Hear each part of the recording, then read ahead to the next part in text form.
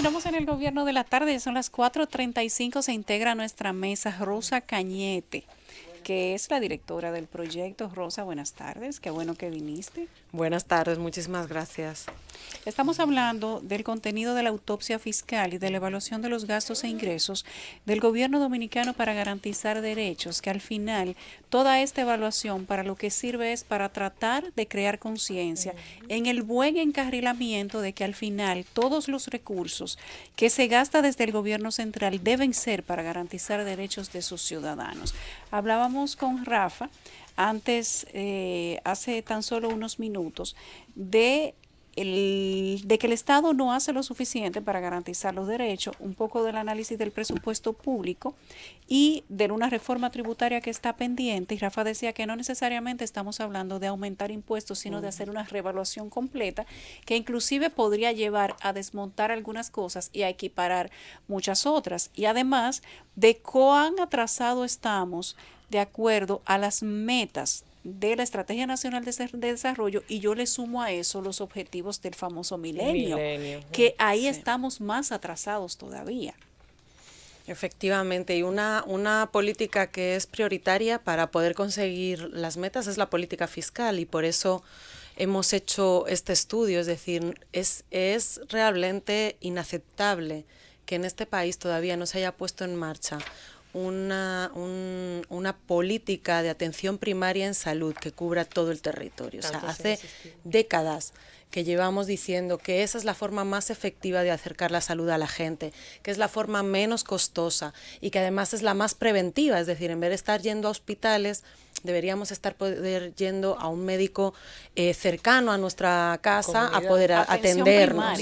Atención primaria, y que ahí ya nos digan, bueno, usted necesita un neurólogo o simplemente tómese un acetaminofén. Es decir, entonces, o tener no una poner política en de marcha, vivienda adecuada, o una que política estamos de en un vivienda déficit de un adecuada. 70% desde hace varios años. Efectivamente. Entonces, esas son parte de las cosas que ponemos sobre la mesa en la propuesta. Nosotros estamos planteando que si hemos encontrado irregularidades en alrededor de un 3.6% del PIB, del presupuesto público. Y lo que estamos planteando a los legisladores que están actualmente discutiendo en el Congreso el presupuesto del año que viene es que por lo menos reorienten 43.000 millones, es decir, un 1% del PIB, para, por ejemplo, triplicar la inversión en atención primaria, en salud y acercar la salud a la gente, y es decir, porque da para todo. Da para todo. Y llevar agua a 100.000 hogares, que todavía en este país, que es el que más crece de América Latina y que tiene agua a raudales, no puede. No hemos cubierto, hay muchos hogares todavía que no tienen agua en su vivienda, no ya agua potable, que no tenemos nadie, agua en su vivienda, ¿no? Y este es el cuatrenio del agua, según se anunciaba hace unos años. Bueno, ya llevamos 2 años de eso y el agua cada vez es menos. Miren, aquí hay, José Luis, bueno, en los últimos años, dice, la República Dominicana ha mejorado notablemente tanto su índice de transparencia presupuestaria como el sistema de datos abiertos del gobierno central. ¿No se supone que a mayor transparencia se vayan cerrando esas brechas? Pero esto contrasta entonces con el 70%, 70 y tanto por ciento de las instituciones que no han transparentado el gasto. Entonces, ¿cómo una cosa contrapone la otra? Porque el índice no incluye eso último que mencionas. También depende de qué indicador tomes de referencia, pero en general sí que es cierto que si comparamos con hace 8 o 10 años, ha habido una mejora en la transparencia gubernamental en sentido general. Eso se ve, digamos, en el marco del ciclo presupuestario, de la ley de compras y contrataciones. El gobierno dominicano también es miembro de la Alianza de Gobierno Abierto, y eso también obliga a publicar una serie de documentaciones que antes no se hacían. Lo que nosotros llamamos la atención ahí es que eso convive perfectamente con las prácticas políticas y con las acciones clientelares que vemos año tras año y que una cosa pues va a la par de la otra. Eso no modifica esa estructura que tiene más que ver con el contexto local, y son de las cosas que te evidenciamos en el estudio. En el capítulo 2, por ejemplo, se aborda el tema de la corrupción. Corrupción, dispendio y clientelismo Claro. en la administración de los recursos públicos. Y lo que ahí cuantificamos solamente, o sea, de casos que han salido a la luz y que tienen un fundamento o en un informe de auditoría de la Cámara de Cuentas o en la instrumentalización de un expediente judicial o en las modalidades de periodismo de investigación independiente, los casos que han salido en los últimos 20 años nos da un promedio anual de unos 40.000 millones en corrupción como tal. Si tomamos ese dato, que de por sí es conservador,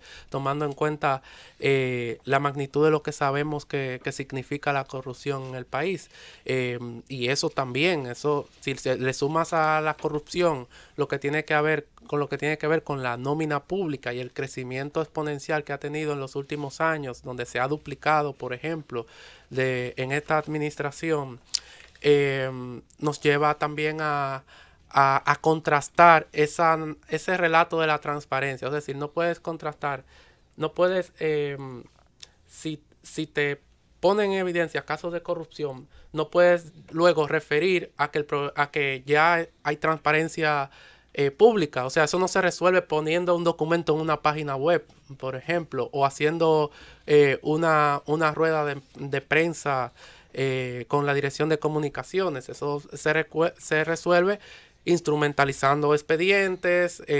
Más del 60% de los casos se quedan en denuncias y en querellas, y efectivamente creando un régimen de consecuencias y creando contraincentivos para que eso pase.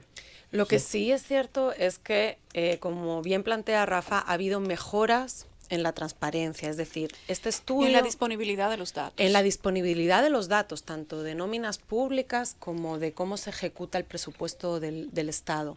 Sin estos datos no hubiéramos podido hacer este estudio que tienen ahora sobre la mesa, que en lo que se basa es en datos públicos. Y bueno, esto convive todavía con prácticas corruptas y clientelares, es decir, esta no es la solución, pero sí que esperamos que este informe, por ejemplo, que se ha podido hacer gracias a una mejora en la transparencia, ayude a que la ciudadanía entienda mejor, pueda participar de forma más informada, e incluso que los tomadores de decisiones, los legisladores y las legisladoras, tomen en cuenta estas propuestas y lleguemos a algún cambio. Ojalá que en el 2020 parte de nuestras propuestas sean tomadas en cuenta.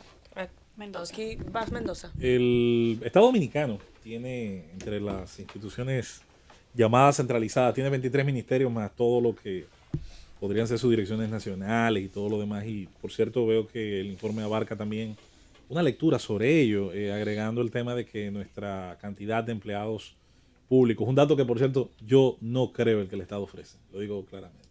Sé que esa es una cantidad que tiene que ser mucho más alta, porque quienes reciben mensualmente por lo menos un pago del Estado en forma de salario, pensión, iguala, bono, cualquiera de esas figuras, yo estoy clarísimo que esa cantidad es muchísimo mayor por razones netamente políticas y politiqueras. En ese sentido, la República Dominicana está mucho más cerca de países que no son el modelo de quienes deberían serlo.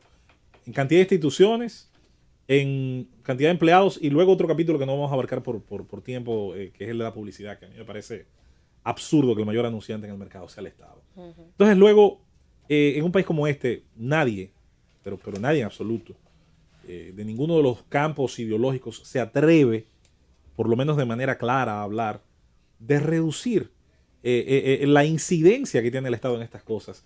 No sé a qué se le teme, no sé cuál es el miedo, porque hay que tener 4 instituciones de una misma cosa, 3 de una, porque se tiene que anunciar una institución cuyo trabajo a mí me parece normalmente no tendría por qué tener anuncios en televisión, para citar un caso. No sé por qué una planta eléctrica en construcción, por ejemplo, se anunciaba. Esa parte yo nunca la entendí. En ese sentido, ¿qué propone Oxfam, por lo menos en esa materia, el tamaño del Estado de la República Dominicana? Bueno, a ver, nuestra propuesta en cuanto al tamaño del Estado es reorientar. Nosotros no estamos proponiendo reducir el tamaño del Estado. Nosotros más bien lo que estamos proponiendo es que de lo que ya gasta el Estado, reoriente su esquema de prioridades. Es decir, tú tienes por ejemplo, un ministerio administrativo de la presidencia que literalmente duplica las funciones de los gobiernos locales. Y en los gobiernos locales, con todo, digamos, y las contradicciones y los problemas que pueden tener, pues tienen una capacidad limitada de manejo de recursos. Pero ahí está un ministerio que duplica directamente sus funciones. Pues la propuesta nuestra es... una liga municipal dominicana, te agrego. Bueno, sí, también. Y hay más. Y Fedomín, Fedomu, Adore, Un Mundo, es decir, hay todas unas estructuras allí. Pero acá la propuesta sería muy concreta. Acá habría que desmontar un ministerio administrativo de la presidencia y las funciones pasarlas o a los entes de gobierno local que está duplicando o al ministerio de la presidencia, que es en verdad la entidad y no un ministerio administrativo. De hecho, no se creó por una ley el ministerio administrativo. Ya, y a eso habría que sumar también otra institución para seguir el ejemplo. Finanzas y Economía, Planificación y Desarrollo. Sí, en muchos países eso está junto, en una misma estructura. Aquí funcionan bajo 3 estructuras, por ejemplo. Las instituciones vinculadas a la política habitacional, que es un ejemplo que mencionamos. Por ejemplo, tú tienes... en vivienda tú tienes Instituto de Auxilios y Vivienda, pero esa institución solo dedica el 2% de su presupuesto a vivienda. El resto, ¿qué hace? Duplicar funciones del Gabinete de Políticas Sociales, de la Seguridad Social, porque tiene su propia ARS, de los gobiernos locales, hasta de los comedores económicos, que ya eso es demasiado. Es decir, y la propuesta ahí está clara, esas unidades tienen que ir desapareciendo, ese tipo de instituciones. Nosotros creemos que probablemente no se eliminarlas de un año a otro sea muy brusco, pero en un plan de reducción gradual, pero un gradualismo que en verdad funcione, no como el que se implementa acá. Es juntar nóminas y eliminar siglas. Perfectamente en el año 2021, con la nueva gestión gubernamental, esas pueden desaparecer. Y así hay otras propuestas que hemos sugerido, por ejemplo, la concentración de recursos que tienen los ministros y directores generales, una cuestión que hemos identificado que es que en actividades centrales se concentran más de 32.300 millones de pesos que son manejadas directamente en los despachos y no sabemos si eso efectivamente va a servicio público o si va a otra cosa. Ahora mismo el nivel de discrecionalidad con lo que eso se maneja es absoluta. Y si a eso tú le sumas más de 40 instituciones que duplican funciones, pues evidentemente que el gobierno, si quiere ganar confianza en este último tramo de la gestión, pues debe hacer unos ajustes considerables al manejo de esos recursos públicos. Francis. El gobierno de la tarde.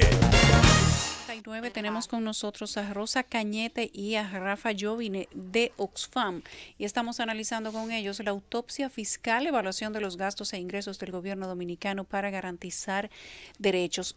Nosotros tenemos ya el tiempo contado porque nos quedan apenas 7 minutos, pero no quiero, Rosa, Rafa, Milagro, José Luis, que en estos pocos minutos dejemos de tocar el tema de algunos casos de corrupción que ustedes evidencian en estos estudios y alguno de ellos habla hasta de los sobrecostos. Por ejemplo, el del caso del GLP, que ustedes lo documentan con números, diciendo que es uno de los casos más importantes de desfalco gubernamental, tanto por el volumen de recursos envueltos como por la complicidad de la gestión gubernamental, y fue la medida administrativa tomada en diciembre de 2015 por el entonces ministro de Industria y Comercio, José El Castillo Sabiñón, para beneficiar importadores de gas licuado de petróleo con mayores márgenes de beneficio por toneladas métricas en el componente de flete del precio de paridad de importación.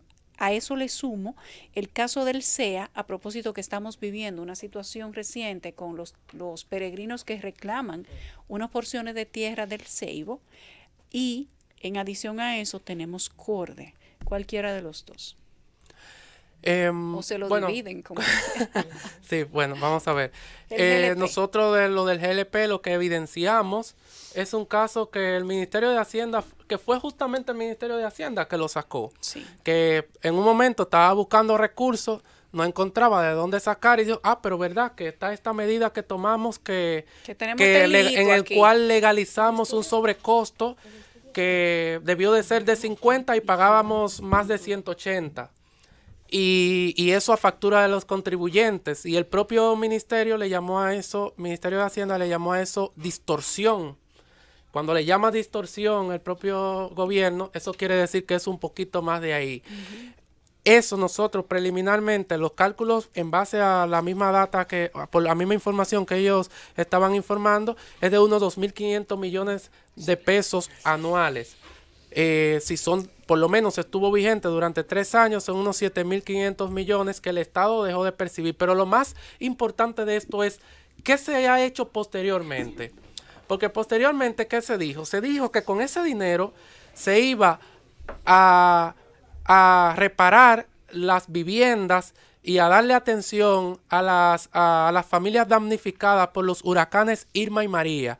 Y se iba a crear un fondo solidario de ayuda precisamente para eso, para la gestión de riesgos en ese sentido. Entonces, si ya con ese dinero que el fisco se va a ahorrar y por lo tanto lo va a tener para ello, nosotros esperábamos pues que se transparentara de forma clara en unas fuentes específicas cuál es el programa que se va a crear, cuántos recursos se le va a dar a esas 4 provincias que fueron sobre todo afectadas y también cuántas viviendas para cuántas familias. Y eso no lo ha habido. Y más importante aún, si vamos a tener esa apropiación de recursos, entonces no era necesario volver a tomar préstamos precisamente para paliar la situación por cuestiones de gestión de riesgo. Y es justamente lo que se ha hecho. Se está tomando préstamos para eso y también autorizando desembolsos en ese sentido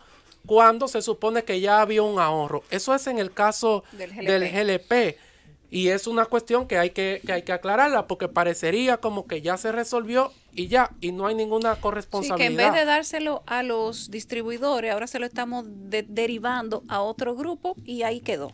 No sabemos qué están haciendo porque no se ha clarificado. Y cada año sale en el proyecto de presupuesto la medida nuevamente, porque ojo, el presupuesto del Estado solamente puede mantener una medida por un año. Para tú cambiarlo, tú tienes que ir a un marco legal que lo regule como tal. Que eso es la tampoco... mitigación de desastres, ese capítulo. Ese capítulo es el que tiene que ver con eliminar los sobrecostos que se estaban pagando al gas licuado de petróleo como tal. Igual está el caso del CEA y de CORDE, que también podemos abundar más sobre eso. Sí, mira, el caso del CEA, o sea, es muy conocido. El CEA ha estado vendiendo de manera fraudulenta territorio estatal, territorio público. Y esto generó en el año 2017 un conflicto, por ejemplo, en San Pedro de Marcaíris, en el que fueron asesinados dos locutores, dos periodistas. Después de esto se crea una comisión que dirige Flavio Darío Espinal. Y esta comisión, después de ese estudio, recomienda que el CEA vaya siendo eliminado de forma gradual, se vaya eliminando. Esto fue en el año 2017, hace ya 2 años de esto. Y lo que hemos visto es lo contrario, no solo no se está eliminando gradualmente el CEA, sino que además está aumentando su nómina. Es decir, en los últimos 2 años ha aumentado un 23% el número de empleados que tiene el CEA, según los datos gubernamentales. Es decir, es increíble que tengamos esta capacidad de crear comisiones cada vez que hay un problema, dar recomendaciones que luego todo el mundo olvida y que el propio gobierno ni siquiera pone en marcha. Una entidad que ha generado conflictos en el país de forma continua por la venta fraudulenta de los terrenos y ha afectado fuertemente a una población olvidada por el Estado, como es la población campesina, que ahora acabamos de ver lo que pasó estos días. Un grupo de campesinos afectados viene al Palacio para poder hablar con la presidencia y plantear su punto de vista con unos terrenos que entienden que son suyos y que llevan décadas viviendo en ellos, y lo que recibe es a una policía que lo que viene es a violentarlos, a sacarlos de donde están acampados, y la presidencia todavía no los recibe. Es algo impresionante, ¿no?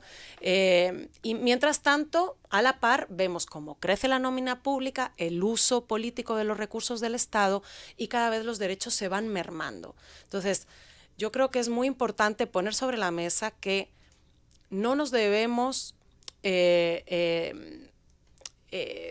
quiero decir, dar por perdida esta lucha. En estos momentos el gobierno, el Congreso está evaluando el presupuesto 2020. Aquí hay propuestas muy concretas. Cualquier legislador que quiera aprovechar y revisar qué proponemos y ver qué modificaciones se podrían poner en el presupuesto 2020 para reducir el riesgo que tenemos de clientelismo y corrupción en un año electoral.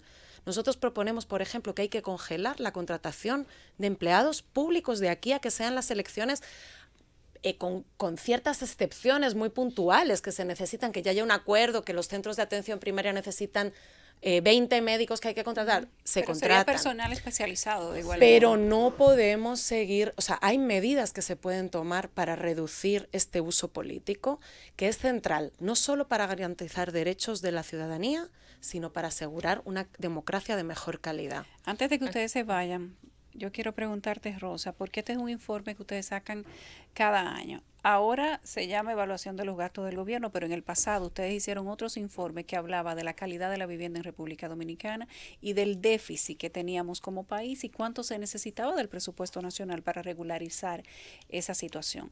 ¿Alguien desde el gobierno central se ha interesado por alguno de los estudios que ha hecho Oxfam y por las recomendaciones que ha emitido? ¿Les han contactado, les han preguntado, les han dicho, es bueno esta evaluación, se puede hacer, lo vamos a tomar en cuenta, envíennoslo por favor, aunque puedan conseguirlo de 1001 manera? ¿Ha habido algún tipo de acercamiento o de contacto con esto? Sí, hemos recibido ya el interés, por ejemplo, del Ministerio de Hacienda de revisar las propuestas con nosotros y evaluarlas. Estamos en ese diálogo para ver si es posible y estamos esperando que se convoquen también vistas públicas en el Congreso para no solo nosotros, sino un montón de organizaciones con las que Oxfam tiene alianzas y que llevan muchos años haciendo propuestas y poniéndolas sobre la mesa, como puede ser en salud, ADESA o la coalición Casa Ya en términos de vivienda. Tienen todo el interés de poner sus propuestas sobre la mesa, además tienen costeado también recursos que necesitarían, es decir, no son solo no es demandas. El problema que le van a dar, también tienen la tienen solución. propuestas sobre la mesa. Entonces esperamos realmente que el Congreso haga un proceso democrático, que escuchen a las diferentes organizaciones que tenemos propuestas y que asuman al menos parte de ellas, porque el presupuesto es el presupuesto de todos y en un año electoral tenemos que asegurar que se blinda ese presupuesto y que ojalá tuvieran el interés de desarrollar proyectos y programas que hagan que la gente vote porque están consiguiendo que sus derechos sean satisfechos. Porque se lo ganen. No que compren el voto. Exacto, Milagro. Brevemente, si el año 2018 en República Dominicana la cantidad de empleados públicos por cada millón de habitantes es de 38.6%, se supone que el Mayor. Estado... ¿Sí? Dice, la cantidad de empleos públicos por cada millón de habitantes es 38.6% mayor que la media de 15 países. Sí. Eso es mucho, eso nos coloca tal vez en el ojo del huracán. Hay propuestas hacia el gobierno cómo bajar esa nómina pública y tomando en consideración también la parte que se ha criticado bastante del clientelismo político, que afecta definitivamente a la institucionalidad. Bueno, ya te ha contestado parcialmente esta pregunta, es decir, nosotros, digamos, en términos de nómina pública, lo que hemos hecho es diagnosticar, como bien señala, compararnos en perspectiva regional y luego por lo menos la medida que identificamos en el corto plazo durante los siguientes 7 meses es congelar el incremento de la nómina como tal. Y luego hay que hacer una auditoría integral de la nómina pública para identificar cuáles funcionarios, cuáles servidores públicos realmente están haciendo su trabajo, merecen permanecer en la administración pública, incluso merecen ser mejor remunerados, porque hay muchos casos, por ejemplo, en la policía, en el sector salud, por ejemplo, que requieren ajustes salariales todavía. Y en esos casos en que se necesite y el Estado necesita, pues entonces bien, pero en los demás casos en donde se demuestre que no están justificados los nombramientos, que tienen un perfil político los nombramientos, como instituciones tipo INESPRE, con 27 subdirectores y 2.000 empleados del Partido Cívico Renovador, en casos y como los precios estos, de la comida subiendo, cosa que no se en entiende. casos, es claro, pues estabilización de precios, es Francis, paradójico el no nombre. me mate, Si es- que yo necesito hacer una breve más sobre lo del peaje sombra. ¿Ustedes tienen alguna solución a esta aberración del peaje sombra? Lo del peaje sombra, proponemos que haya una renegociación inmediata. El gobierno ya tiene un precedente con el contrato de Barrio y Pueblo Viejo, puede volver a sentarse con esta empresa y renegociar los términos y condiciones. Es necesario realmente parar el drenaje de recursos que tenemos en un capítulo, en un programa que está prácticamente ya saldado, es decir, ya está saldado, duplicado el nivel de inversión y todavía quedan 18 años y necesitamos esos recursos para la atención primaria. Se van a poder hacer 70 hospitales regionales, 400 carreteras cuando se completen esos 20 años, si no se renegocia Con eso. ese contrato, aunque tengamos que ir a un arbitraje internacional. A eso no se le puede tener miedo. Hay que directamente plantear las cuestiones, sentarse, tratar de llegar a un acuerdo, pero no puede ser el temor a que potencialmente haya un arbitraje cuando en América Latina hay muchísimos ejemplos de que se ha podido llegar a un acuerdo y creo que a ambas partes le convienen. Gracias a Rosa Cañete y a Rafa Jovine de Oxfam, que han venido a conversar con nosotros sobre la auditoría fiscal y la evaluación de gastos e ingresos del gobierno para garantizar derechos. Rosa, espero que no sea el año que viene que nos veamos otra vez. No, con el no, próximo siempre informe. dispuestas a venir para acá. Gracias. Gracias Vámonos a una pausa. ustedes.